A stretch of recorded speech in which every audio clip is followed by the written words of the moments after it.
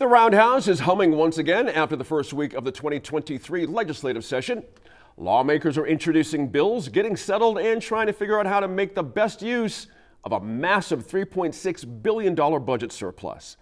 The governor pitched her ideas during her State of the State address on Tuesday here on NMPBS, and now legislators in the House and Senate are set to take action. New Mexico in Focus political correspondent Gwyneth Dolan was at the Capitol this week, catching up with lawmakers and checking in on their budget priorities.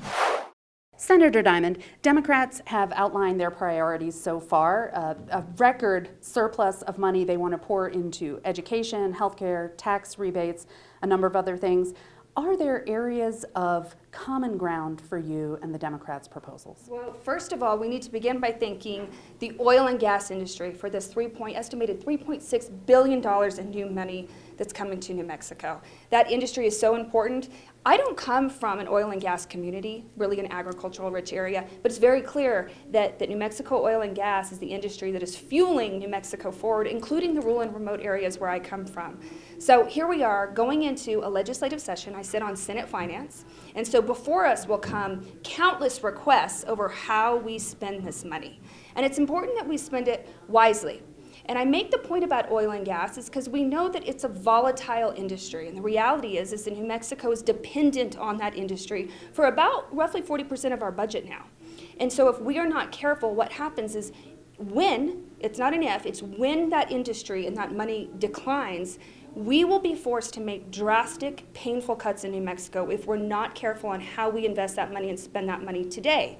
And so there's a difference between investing in one-time money, infrastructure, roads, one-time monies that New Mexico has for so long needed, especially our rural communities, and then getting ourselves into recurring payments. That's growing government to such a level is that when our revenues crash, and it will eventually, it will fall from what we're seeing today, is it's very difficult to put people out of jobs. The pain will be felt for families, hardworking families, and that really has a great drastic impact on New Mexicans. And so we need to be conservative in how we balance and how we save for the inevitable fall from this windfall.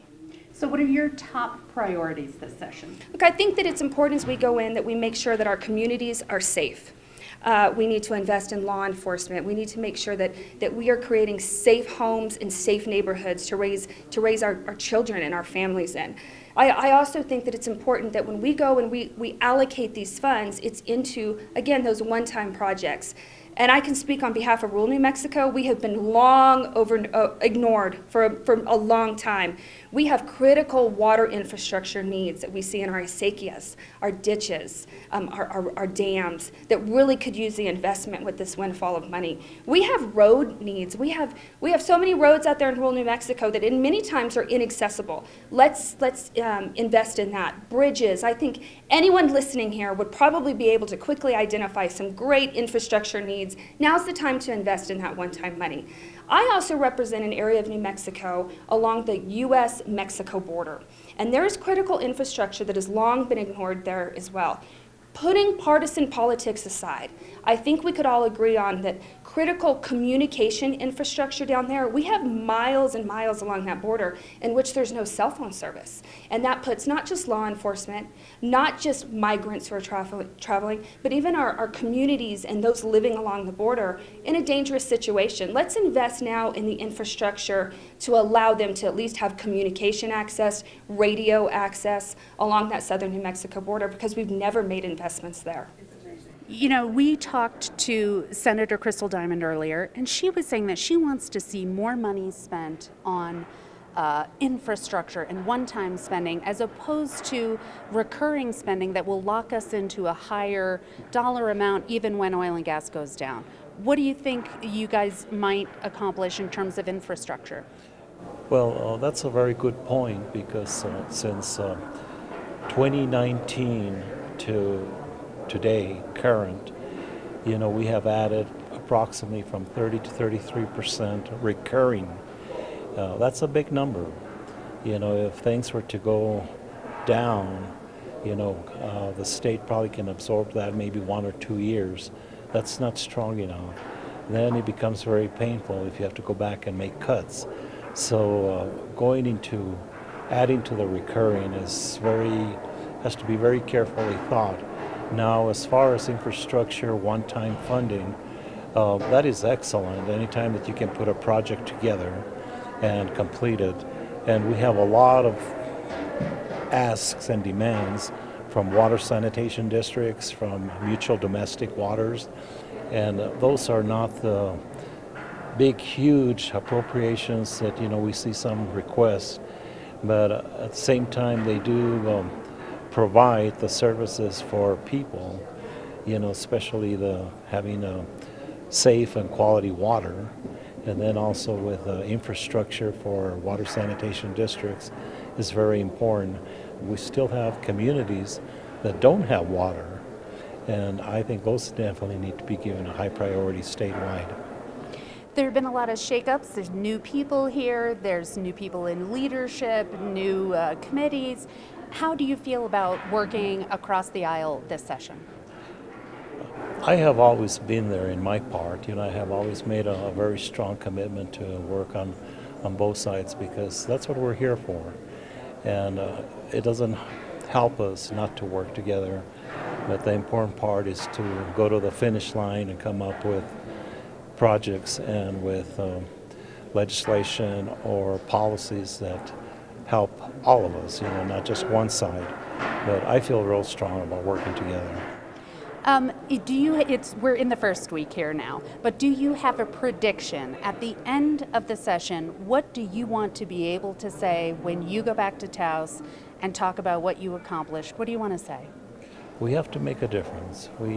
There's no, as I look at early childhood education now, there is no reason why we can't be number one in the nation, because it is adequately and it's very highly funded.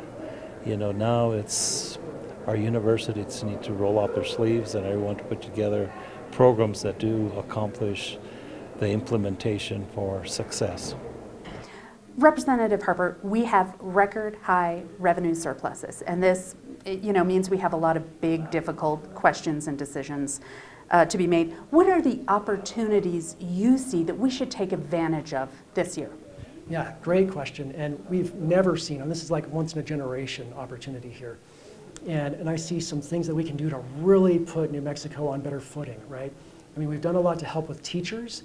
We've done a lot to help the government, but we can do some things that really help New Mexicans, right? And one of the things that I think is just so important that we finally do, I've been preaching it for 7, 8 years, is we finally need to really take our gross receipts tax reform across the finish line.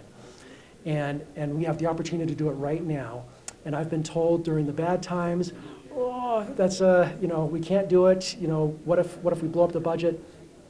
I've also been told during the good times, well, there's a lot of stuff we need to do that a lot of needs out there.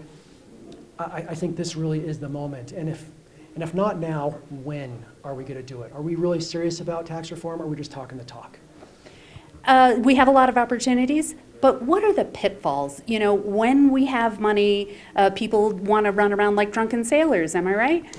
No, that's right. It's often harder in a session where there's lots of money than no money, because everyone has great ideas, right?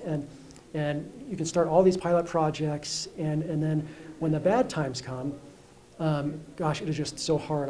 I've only been in the legislature for 10 years, and we've already seen 2 boom and bust cycles. And during the last bust cycle, we swept money from public schools, their public school cash balances. And I was opposed to that, many of us were, but that's what the state did to try to prop up its funding. So we want to make sure that we are not putting our state in a situation where we have to take money from kids because we overspent during this time of plenty. What are your must-dos? Like, you've got to do these things before you leave this building in March. Yeah, so again, the big one is tax reform. We have to do that. We have to fix our gross receipts tax pyramiding. We have to lower the gross receipts tax rate. We have to look at some adjustments to income tax. These things will benefit all New Mexico families and all New Mexico businesses. I really don't like the policy of picking winners and losers when we give out a handout here or a tax credit here. We want to help everybody. That's a big one. The second one is, we have a lot of this one-time money. Infrastructure. I mean, you've probably heard this before, but it's so important when you're looking to expand a business or build a home, having good water and roads.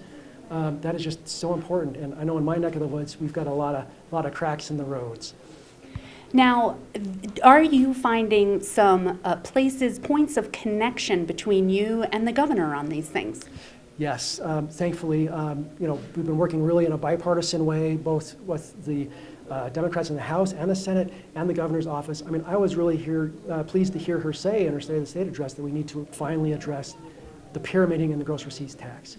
So I think this is a bipartisan thing that we finally all understand the issue and the solution, and I think we can get it done this year.